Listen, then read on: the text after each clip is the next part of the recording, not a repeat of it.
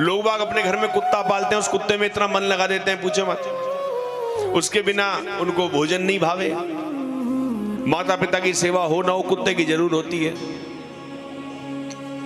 ऐसी स्थिति हो जाती है महाराज। और फिर उस कुत्ते का कितना वो करते हैं महाराज, घुमाने फिराने जाओ, दोनों समय उसका ध्यान करो।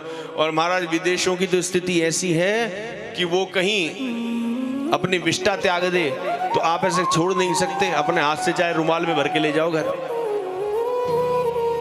लोग बाग उसको भर के लेके जाते हैं, छोड़ नहीं सकते आप गंदगी।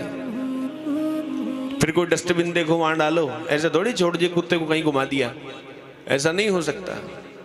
और घर पे भी गंदगी करे तो क्या, धो साफ करो, और क्या कर सकते हैं। इसलिए भैया सेवा करो, गौ माता की करो, सेवा करो अपने माता पिता की करो, ऐसे कुत्ते बिल्लियों की क्या सेवा करो।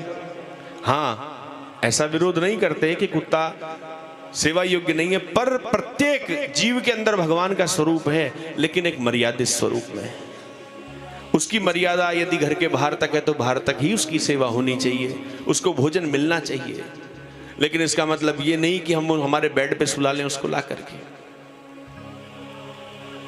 महाराज बेड पर सुलाओ, थाली में खिलाओ, पता नहीं क्या क्या लोग करते हैं। कई कई जगह तो लोग बाग ऐसे बोलते हैं कि महाराज जी हमारा बेटा ही है।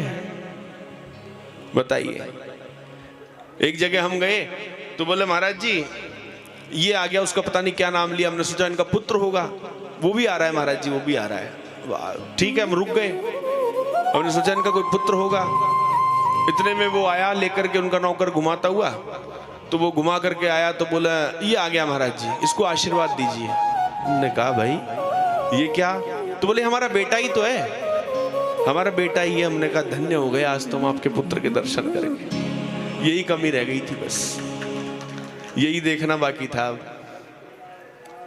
तो कहने का तात्पर्य यह है कि प्रेम हमारा, चलो हमको भगवान ने प्रेम दिया, लेकिन प्रेम किससे करना है किससे नहीं करना है, इसका जरा विचार कर लो।